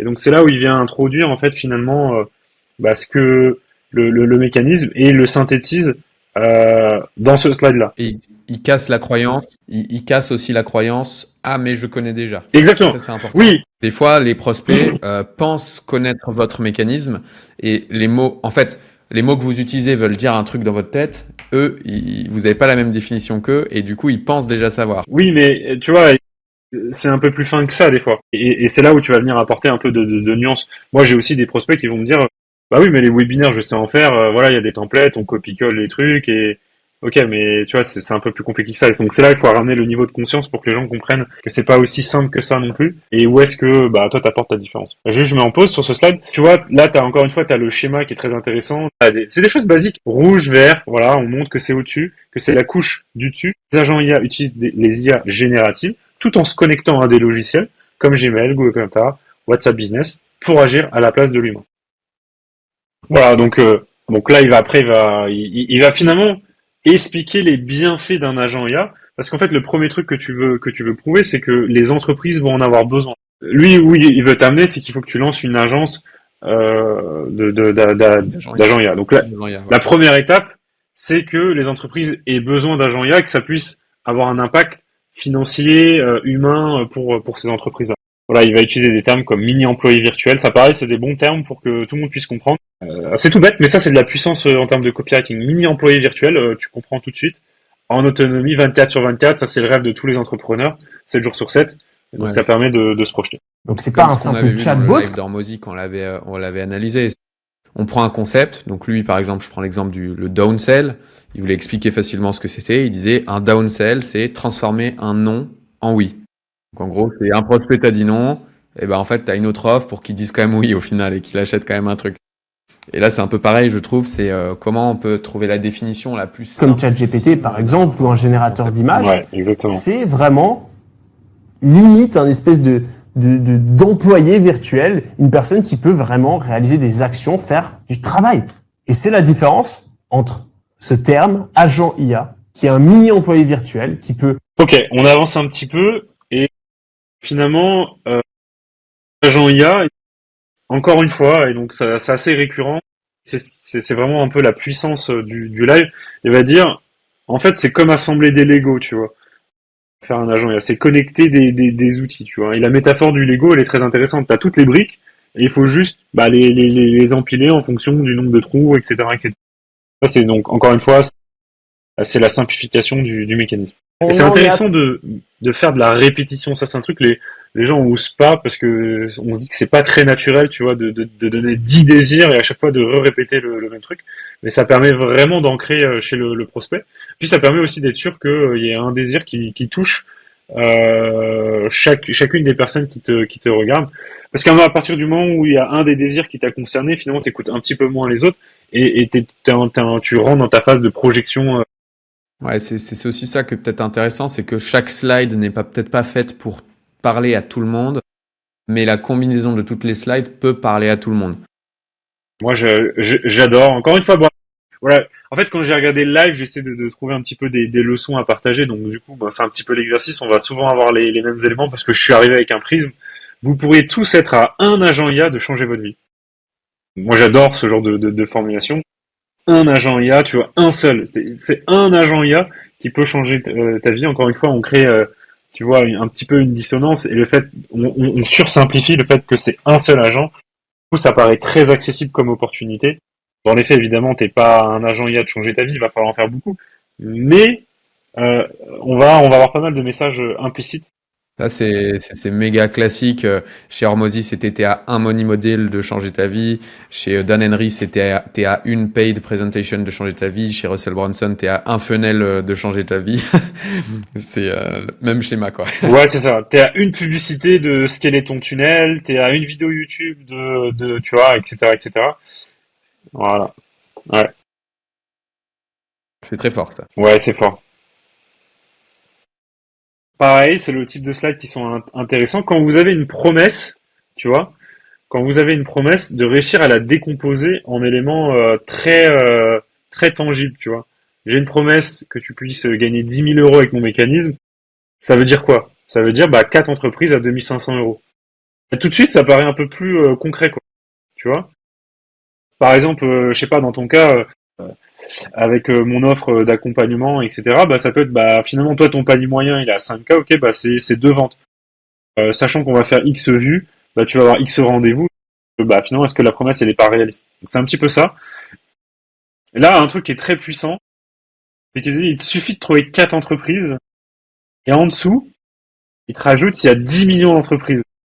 Et donc, je vais pas remettre tous les slides et tout l'argumentaire autour de ça, mais en gros, si t'es pas fichu de trouver 4 entreprises sur 10 millions d'entreprises, t'abuses. C'est qu'il y a un problème. Voilà, c'est ça. C'est ça. C'est un petit peu ça l'idée. C'est, voilà, ça c'est pareil, c'est un très bon exemple. Du coup, finalement, j'ai une promesse, mais si je la décompose et que je la resimplifie, ma promesse, à quoi elle ressemble et pourquoi finalement elle est crédible cette promesse-là. Ça, c'est pour le coup, c'est une logique que peu importe le business, on peut reprendre. Moi, il y a un truc que j'aime, sur ces promesses-là. Je pense que c'est une des erreurs que je vois le plus sur le marché. Tu peux gagner X milliers, tu peux gagner autant de trucs, mais c'est au final pourquoi elle marche cette opportunité et pourquoi t'as pas des effets de saturation. C'est les premiers trucs. Si c'était si beau, voilà, pour être vrai, machin. Donc tout ça, il faut essayer de le démonter, quoi. Tu veux dire? Oui, mais ok, mais si tout le monde utilisait cette méthode, elle marcherait plus. Ouais. Et là, par exemple, dans le cas d'Yomi, en fait, il y a 10 millions d'entreprises, il t'en faut juste 4, il y a de quoi faire avant que ce soit saturé. Exactement, c'est ça. Il y a vraiment la place avant que ce soit saturé. D'ailleurs, ce que tu dis, c'est exactement ce qu'il va montrer. Il dit pour que ce soit saturé, il faudrait qu'il y ait 2,5 millions de personnes qui se lancent dans ce business-là, sauf que vous êtes 50 000 en live. C'est très malin, c'est très bien fait. La saturation d'un mécanisme, c'est un truc qui revient très très souvent dans notre marché. Tu proposes du Instagram, les gens vont dire oui, mais c'est déjà saturé. Tu proposes du YouTube, ils vont dire oui, mais toutes les autres agences, elles sont déjà sur YouTube, il n'y a plus de place pour moi. Oui, mais l'e-commerce, il y a déjà 1 million de marques qui se sont lancées. Donc, tu vois, la saturation, quand tu vois une opportunité, c'est un des trucs qu'il faut bien casser. Ouais, et ces croyances-là, c'est les fameux rochers dont je parlais tout à l'heure à retirer. Tant que c'est pas retiré de la route, la personne, elle n'avance plus. Ouais, c'est ça. Ah, les 3 étapes. Voilà, il faut suivre les 3 étapes, mais c'est 3 étapes précises. Ça, c'est un truc que j'aime beaucoup, moi, tu vois. Voilà, t'as le triangle. Bah, déjà, peut-être, toi, ça t'évoque quoi, là, ce slide? Et après, on peut débattre un peu. Bah, les 3 étapes, il y a toujours 3 étapes ou 3 secrets ou 3 piliers. C'est classique. C'est éprouvé, donc je suis pas surpris. J'imagine que ça va être 3 étapes, en fait, soit pour apporter de la clarté à la personne, soit pour retirer ses objections. Je te dis une bêtise, oui, mais les objections, les entreprises auxquelles je pense près de chez moi seraient pas prêtes à payer 2 500 € par mois. Bah, l'étape 1, ça va être trouver des entreprises à ultra fort levier IA, enfin tu vois, genre ou éligible, enfin j'en sais rien, mais donc comme ça retire l'objection. Étape 2, choisir le meilleur agent IA, je sais pas quoi. Étape 3, déléguer pour que ça te prenne pas plus de X heures par semaine, quoi. Je verrais bien un truc comme ça, Ouais. avec 3 étapes qui cassent 3 objections, quoi, tu vois. Genre l'objection, j'ai pas envie de passer des heures à bosser, bon bah ok, on va déléguer en étape 3 ou je sais pas. Ouais, bah c'est exactement ça. En gros, la logique, on va pas faire toutes les étapes, mais en gros, ouais, l'idée c'est vraiment ça. Et d'ailleurs, le point 1, en gros, c'est trouver la niche. Tu vois, trouver la bonne niche. Moi, il y a peut-être 2 autres points que je veux partager là-dessus. Que quand tu intègres un peu un triangle comme ça, implicitement, tu as l'idée qu'il y a des concepts intéressants. Ça donne l'impression que ça a été réfléchi, que tu vois, c'est un théorème ou que c'est un truc, tu vois, je pense inconsciemment on a ça. Ouais, Deuxième truc, c'est de montrer un peu les étapes et que ça soit flouté. Ça, bah, ça crée des boucles. Ça, c'est vraiment important parce que je le redis encore une fois. L'objectif numéro 1 sur Yomi, c'est que les gens restent jusqu'à la phase de vente pour qu'ils puissent pousser la prise de rendez-vous, puisque ça peut représenter jusqu'à 40% du chiffre d'affaires. Donc pour ça, bah, pour que les gens restent jusqu'à la fin, il faut leur mettre des boucles, faut les teaser. Voilà. Ouais, c'est re-hook l'attention, parce qu'on parle souvent du hook au début d'une vidéo, mais en fait c'est re-hook avec des hooks tout le long du truc. Moi j'aime bien me dire, en fait c'est comme si la personne elle écoute, elle est sur sa chaise, et son attention elle part, donc la personne elle s'éloigne, et là hop, il y a les 3 petites open loops là assez floutées, genre qu'est-ce qui se passe? Et ça re-hook, et après tac, tac, tac, tac, tac. Et bref, du coup, toutes les 5 minutes, des petites tensions, des petits trucs, des open loops comme là. Ouais, exactement. C'est exactement ça. Je pense que t'as un peu une jauge naturelle. Et plus tu vas être sur la fin, plus t'es un peu endormi et tout. Donc peut-être t'es moins susceptible de partir.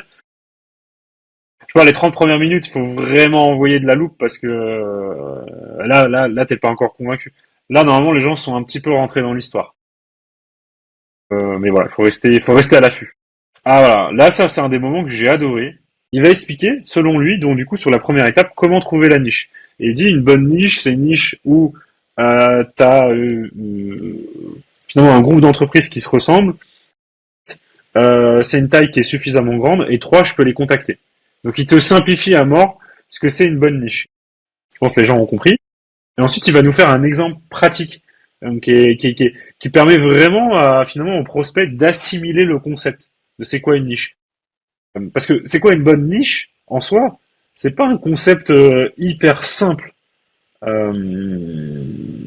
pour quand t'es dans le business et tout, mais quand t'es débutant, c'est quoi une bonne niche? Bah ouais, mais est-ce qu'il faut que je me lance est-ce qu'il faut que j'aille sur les plombiers? Est-ce qu'il faut que j'aille sur ça? Est-ce que c'est nanana? Enfin, tu vois, donc voilà, il va les éduquer là-dessus. Et donc, ce qu'il va faire, c'est il va dire est-ce que les entreprises du CAC 40 sont une bonne niche? Donc là, tout le monde dit non, parce que bah évidemment, il n'y a pas assez d'entreprises. Tu peux pas baser un business sur 40 entreprises. Et puis pour contacter un gars du CAC 40, va falloir, si tu démarres, voilà, enfin ça va être compliqué. Et en fait, il va faire comme ça progressivement. La deuxième étape, c'est est-ce que tous les professionnels de santé c'est une bonne niche? Donc là, on dit non. Pourquoi? Parce qu'il y a trop de de professionnels qui sont différents finalement dans ces métiers-là. Entre un directeur d'hôpital, entre une infirmière, entre un dentiste, bah, ça n'a rien à voir, tu vois. Et tu vas avoir ensuite, il va dire, bah, les dentistes. Est-ce que les dentistes, c'est une bonne niche? Et donc là, tu vois, on va y aller vraiment progressivement. D'un exemple un peu basique et tout. Donc ça, après, il faut adapter par rapport à son marché. Si, par exemple, toi, tu fais un concept un petit peu avancé autour de YouTube, tu vas pas mettre des trucs aussi évidents, tu vois. Tu vas pas dire... tu vas faire des trucs peut-être un peu plus avancés pour justement montrer la finesse de ton raisonnement. Parce que là, il parle au mass market. Tout à l'heure, il était en train de leur expliquer ce que c'était une IA générative, tu vois. Donc il y a aussi ça. Il a un enjeu de survulgarisation pour ne pas exclure, vu qu'il vend à tout le monde, quoi. Exactement. Ce qui n'est pas le cas de beaucoup de personnes qui ont des accompagnements en ligne, qui vendent à une audience micro-niche assez éduquée déjà, et donc pour qui copier un Yomi de A à Z, c'est contre-productif. Là, tu soulèves un point qui est très intéressant. Copier Yomi, c'est un peu le truc que tout le monde a envie de faire parce que c'est assez impressionnant. Mais il y a 2 points clés qu'il faut avoir en tête quand tu copies un acteur. C'est son niveau de branding. Donc si moi demain je copie tout de A à Z de Yomi, je n'aurai jamais le succès qu'il a. Même si je copie tout de A à Z, j'ai les mêmes slides, j'ai les mêmes pubs, j'ai pas le même branding. Donc les gens vont moins cliquer sur ma pub, etc. Donc bon, ça c'est évident, mais je pense que c'est quand même bien de le redire. Ouais. Et deuxième, c'est que en fonction de chacune des niches, tu as un niveau de conscience. Et même au sein d'une niche, tu as des sous-niches. Par exemple, dans l'e-commerce, tu peux cibler des entrepreneurs qui font plus de 50K par mois, comme tu peux prendre un débutant. Ta niche c'est l'e-commerce, mais au final, t'as plus la même niche. Parce que ton avatar, il n'a rien à voir. Donc, Yomi, lui, il parle à tout le monde. Donc, c'est-à-dire aux débutants qui a à peine utilisé ChatGPT, jusqu'à un gars qui a une agence, tu vois, je sais pas, en marketing, et qui peut être convaincu. Donc, lui, son but, c'est de parler à tout le monde. Donc, forcément, les gens qui nous écoutent, en fonction de votre avatar, on va, voilà, par exemple, là, ne pas donner les mêmes exemples. Là, il va parler du jour 5 où il va tenter de faire les 10 000 euros en live grâce au business. Ça, c'est un truc que je vois de plus en plus. Ça apporter ce côté démo en live, tu vois, où finalement, tu as un mécanisme et tu vas essayer de le montrer en live, en touchant aux éléments, etc. Ça, c'est un truc que j'aime bien. C'est d'arrêter de faire des trucs surscriptés. La démo, elle est quand même scriptée. T'as des étapes et tout. Mais d'apporter ce côté un peu freestyle. Voilà, je vais vous montrer concrètement les outils, je vais faire du partage d'écran et tout. Les gens recherchent ça quand même de plus en plus. Pas que des slides qui s'enchaînent. Donc voilà, ça je l'ai noté pour ça. Intéressant. Il y a un slide qui va te plaire.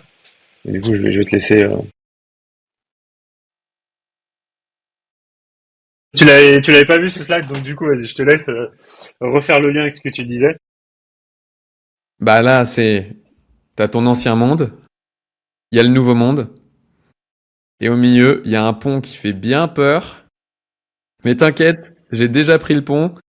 Regarde ce que ça m'a coûté de prendre le pont. J'ai investi tant d'heures pour analyser les meilleurs agents IA. On a investi tant d'argent avec mes équipes pour trouver les meilleurs agents IA. Ça fait 10 ans que je suis dans le business en ligne pour trouver cette opportunité.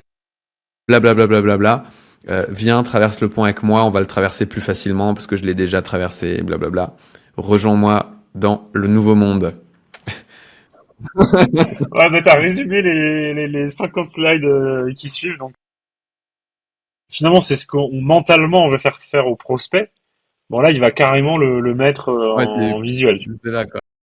C'est le Scary Bridge, ils appellent ça le pont qui fait peur, tu vois. Souvent dans le film, t'as cette notion de faut traverser un canyon ou un truc et il y a un pont qui fait bien flipper. Et là, c'est le gars qui a déjà été de l'autre côté qui te raconte son truc, quoi. Voilà, après on va passer sur la phase de vente. La phase de vente est très longue. Le live dure 4h30. Hein. Sinon, on a dû sélectionner des passages, des points que moi je trouve intéressants. Ouais. Donc il va faire en gros 6 piliers et à peu près 10 cadeaux de bienvenue. Pour expliquer rapidement, les piliers, finalement, ça va être un peu toutes les objections des prospects. Il va reprendre la promesse, etc. Et les cadeaux de bienvenue, finalement, c'est des extraits de la formation pour pouvoir les re-appuyer. Pour pouvoir mettre un slide dédié parce que tu peux pas présenter toute l'intégralité du programme. Donc, je vais montrer un petit peu quelques slides. Le premier, c'est la garantie d'atteindre 10 000 euros de revenus. Juste un truc, la vente, là, il est en live depuis 1 heure à peu près, c'est ça? 1h30. Là, en gros, Et, il y a du 30 live, minutes au début, c'était D'accord. le temps que ça... 1h30. Ouais, donc là, on est à 1h38. 38, et là, c'est la vente. Jour 1. Ouais, c'est ça. Ça, en fait, ce qui est très... Bon, voilà, c'est top. Attention, faites attention si vous mettez en place des garanties. Prenez évidemment un avocat. Ça, en France, quand tu mets une garantie comme ça a une vraie valeur juridique, donc faut faire attention. Après, là, ça sent la garantie où il faut avoir envoyer 6 millions de messages à des entreprises, ou qui est impossible à appliquer. Voilà, c'est ça. C'est bien écrit là, à condition d'avoir suivi et appliqué la marche à suivre. Donc, je connais pas les conditions de la garantie, j'ai pas regardé, mais voilà, moi non plus. Ça c'est pas étonnant. En tout cas, ce qu'on peut voir sur le marché, ça va être... Alors, certains vont abuser. Par exemple, j'avais vu, vont dire, il faut avoir... c'était quoi il faut avoir fait 1000 rendez-vous avec des prospects. Ouais, c'est impossible. Un rendez-vous, ça dure 1 heure, et pour pouvoir booker des rendez-vous, c'est tous à quel point c'est con. Mais alors, pourquoi elle est intéressante, cette garantie? En fait, de toute façon, tu mets 5000, tu vas récupérer 10 000. Ou alors on te rembourse. On te rembourse. Qu'est-ce que t'as à perdre? Je sais pas, mais est-ce que vous allez vraiment me rembourser? Bah, il y a un contrat, et pourquoi tu veux qu'on te rembourse pas? Il y a un contrat, tu le signes, c'est imparable un peu, hein, quelque part. Ouais, c'est fort, c'est très fort. Et le deuxième point de la garantie, c'est que ça te montre la confiance que t'as en ton programme. Ouais, c'est ce qu'il a dit, là. Ouais. Il a dit ça. Ouais. Les gars, je vous mets une garantie. Si je pensais que mon programme était nul, je vous mettrais pas une garantie, c'est trop risqué, tu vois. Donc ça, c'est un message qui est très puissant aussi. Je suis tellement convaincu de mon truc que je te mets une garantie. Bon voilà, et je vais en parler maintenant, comme ça on enchaîne. À la fin, il fait intervenir un avocat qui certifie en gros que la garantie est vraie. Ça, pareil. Okay.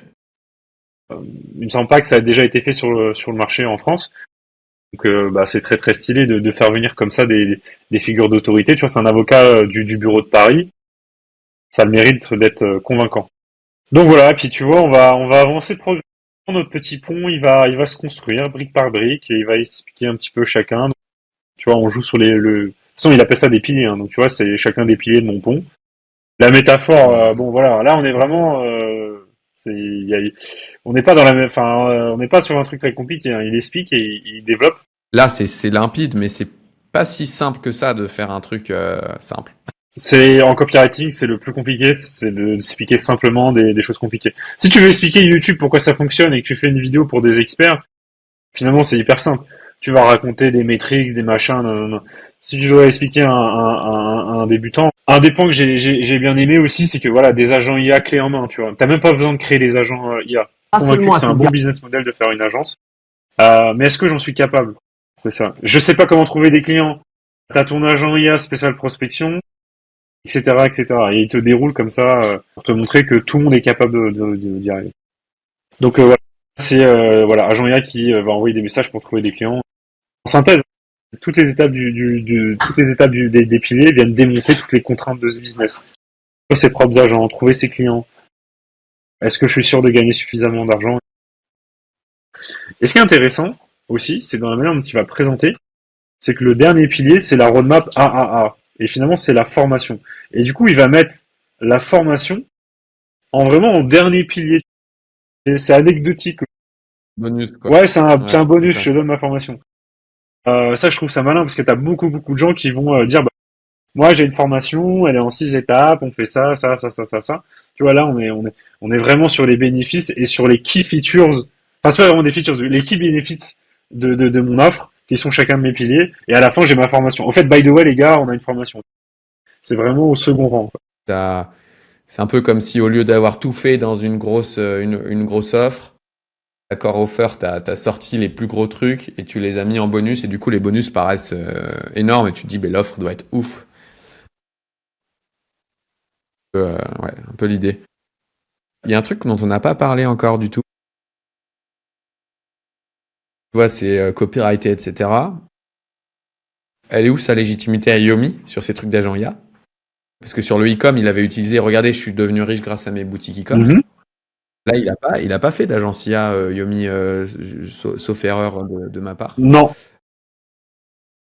Donc ça, c'est un point, je serais intéressé d'avoir ton avis. Et aussi, dans les jours d'après, je sais qu'il a invité des gens sur son challenge.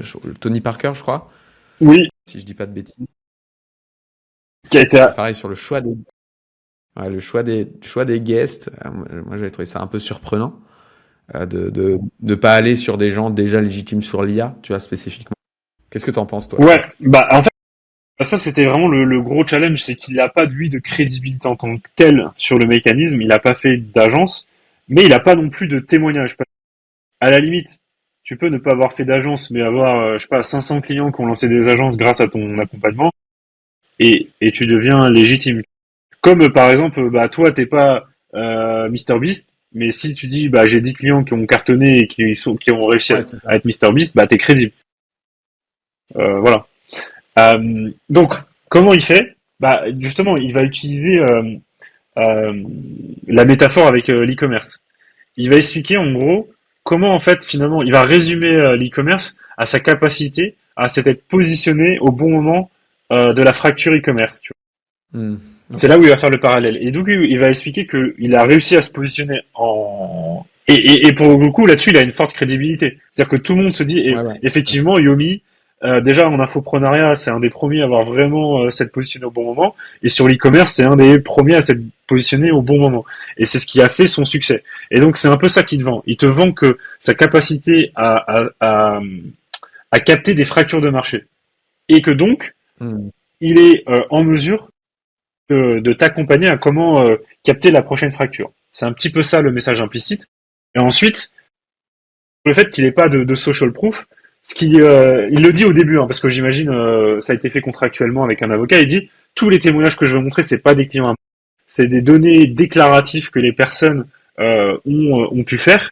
Et donc, il est allé collecter, tu vois, tout ce qui pouvait exister sur Internet de gens qui déclaraient leurs revenus, et il va aller les diffuser. Alors, évidemment, au début, il est obligé de dire que c'est pas ses clients, mais finalement, il va passer un petit peu le message implicite que, en tout cas, il y a des résultats, etc. Et après, une fois que t'as pas de crédibilité, enfin, t'as pas suffisamment de crédibilité, bah, ce qu'il fait, c'est que il a essayé de recruter tous les gars qui faisaient ça en France et de les mettre en coach. Et finalement, bah, tu vois, voilà, de s'approprier leur crédibilité sur le sujet. Après, bah, voilà, finalement, sa crédibilité, lui, c'est de savoir lancer des business.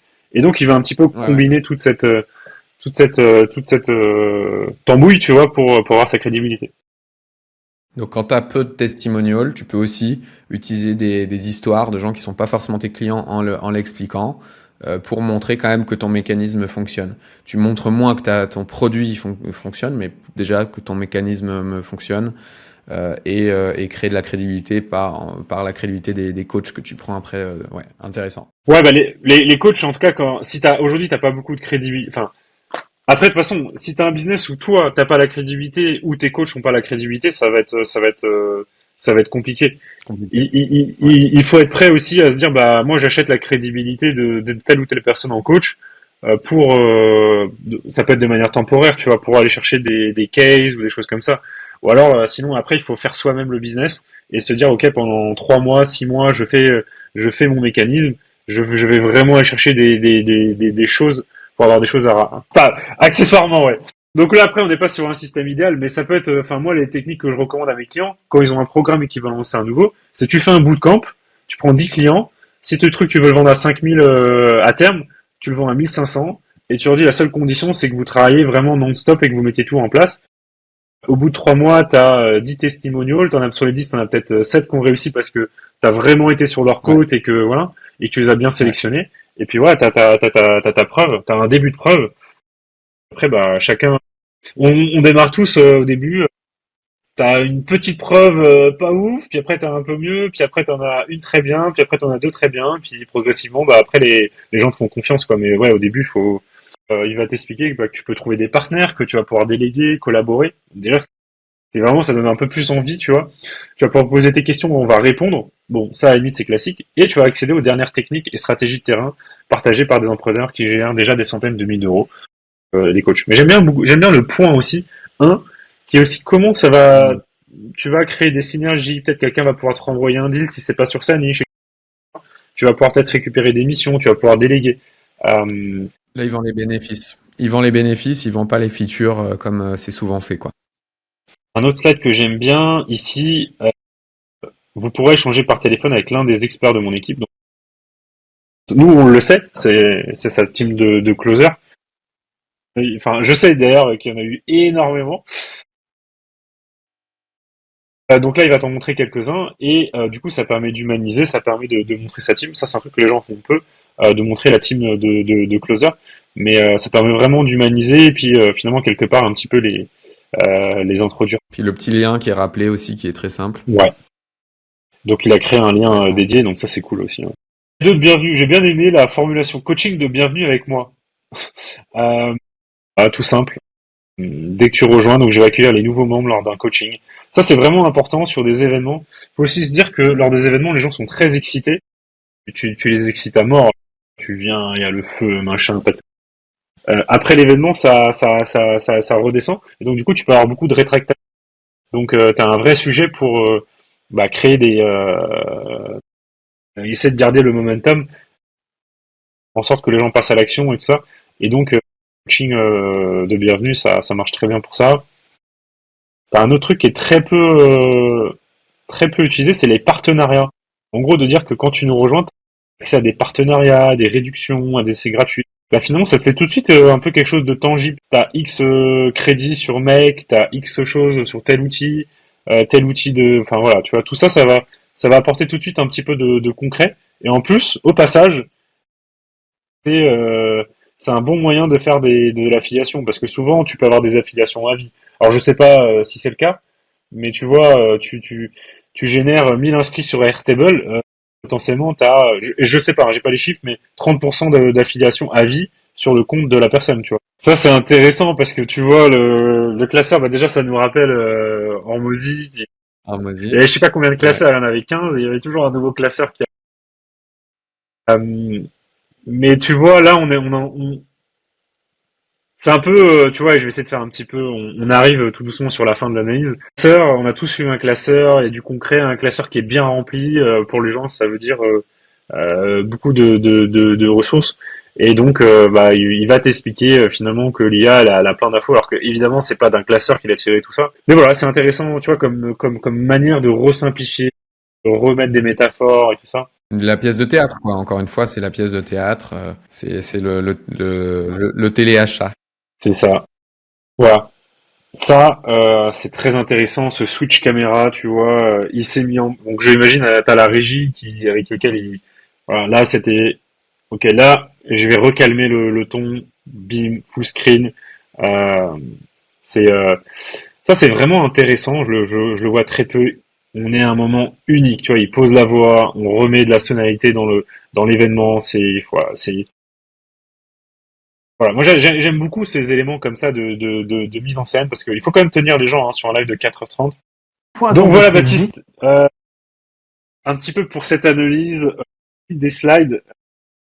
Est-ce que tu as des questions? Et puis moi je relis mes notes, voir si y a des points clés à partager en plus. Moi, la question pour terminer, c'est là, on n'est pas dans un webinaire, on est dans un challenge de plusieurs jours.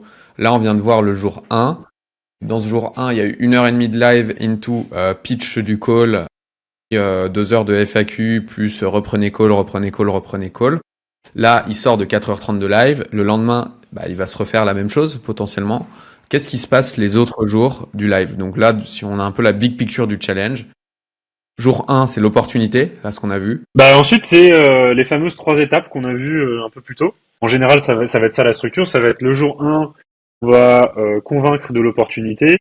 Ensuite, jour 2, étape 1, jour 3, étape 2, jour 4, étape 3. Donc les 3 étapes de mon mécanisme. Et le jour 5, ça peut être une sorte de FAQ, ça peut être une démo live, ça peut être que des interviews, ça peut être freestyle, ça peut être tu réponds que aux objections. C'est un petit peu à adapter selon ton marché. Voilà, tu vas adapter selon ton marché. Ouais, alors déjà par rapport à l'année dernière, on a eu quand même du concret dans ce live. On l'a vu, tu vois, il y a des choses concrètes, il présente vraiment le marché, il explique comment ça fonctionne, il explique la notion de niche, etc. Je pense que ça aussi, il y a une évolution du marché où sur les lives, là, les gens veulent plus pendant 1 heure juste du mindset et tout. Donc, pour moi, sur chacun des jours, on va rester un petit peu sur la même tonalité, c'est-à-dire que on va expliquer, donc par exemple sur la niche, l'idée c'est d'expliquer pourquoi c'est super important d'avoir une niche, quelles les grandes lignes, comment faire pour avoir sa niche, et puis après, on va pas rentrer dans l'opérationnel de vraiment comment faire chacune des actions, mais on va expliquer vraiment la big idea. On va essayer de simplifier le concept. Et surtout, sur chacune des étapes, on va prendre toutes les objections et on va les démonter, quoi, tu vois. tout simplement. On va expliquer pourquoi c'est faux, etc. Et puis, on va parsemer tout le long du live, on va remettre du désir, re-expliquer à quel point la promesse est belle, à quel point ça peut changer leur vie et tout, tu vois. Trop bien, génial. Je pense qu'on a déjà un bon aperçu du jour 1. Au cours de ce challenge, Yomi d'abord a préchauffé son audience pendant 2 mois. Il s'est adressé à différents niveaux de conscience sur différents thèmes. C'est ce qu'on a vu au début de la vidéo sur la partie plutôt organique, avec du lifestyle très grand public, etc. pour attirer les gens. Contenus plutôt où il présente l'opportunité de l'IA et des contenus vraiment pour les gens qui sont déjà, on va dire, convaincus de l'IA pour enfoncer encore plus le clou. Les pubs qui viennent activer toute cette audience pour récolter un peu les fruits de ce travail de branding. Le challenge qui vient pour convertir. Une big ID avec les éléments qui sont pris vraiment dans l'ordre. On vend le mécanisme, on vend le produit, l'offre. Sur ce premier jour, on va pas du coup faire le détail de tous les jours parce que l'idée c'était déjà d'avoir la vue d'ensemble.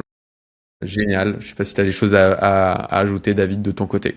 C'est une bonne masterclass. En fait, regardez Yomi, en tout cas regardez le challenge de Yomi, je pense, en début d'année. C'est une bonne pratique pour voir un petit peu les nouveautés. On voit que effectivement, on va être un petit peu moins en mindset, on va rentrer un petit peu plus dans le détail. Donc ça montre une évolution du marché. Il avait une offre low ticket, là il part sur un mentorat. C'est intéressant aussi de se demander pourquoi ce switch-là, tu vois, et pas un programme à 700 €. On verra à la fin des chiffres ce que ça donne et si du coup c'était plus intéressant pour lui pour passer un cap. Et puis, enfin, voilà, c'est une leçon de copywriting. Ça a été beaucoup moins putaclic. Hein, ça c'est vraiment assagi par rapport à ça. On est sur un truc qui fait un peu plus sérieux. Mais on a plein de concepts, de framing que Yomi nous met tout le long et qui sont du coup applicables un peu importe la niche. Ce que je vous recommande, c'est de le regarder en entier, de voir comment adapter ça à votre avatar et puis ça devrait porter ses fruits. Trop bien. Merci de nous avoir suivis jusqu'au bout et à bientôt pour une prochaine analyse. Yomi Denzel vient de réaliser un véritable braquage marketing avec son challenge et beaucoup de leçons sont cachées derrière cet événement. Les gens n'achètent pas ce qui est réellement nouveau, ils achètent ce qui semble nouveau. Même dans une thématique ultra saturée comme l'IA, il est possible de vendre massivement en construisant une narrative, en surfant sur le bon timing et en donnant l'impression qu'une fenêtre d'opportunité est en train de s'ouvrir. La leçon est claire, nos contenus ne servent pas forcément à vendre directement, ils servent à se faire découvrir, à éduquer le marché, à créer de l'autorité pour que le jour où l'offre arrive, la vente paraisse évidente. Et au final, peu importe la thématique, ceux qui gagnent sont ceux qui maîtrisent l'attention, le momentum et la perception de nouveauté. Et justement, voilà comment démarrer.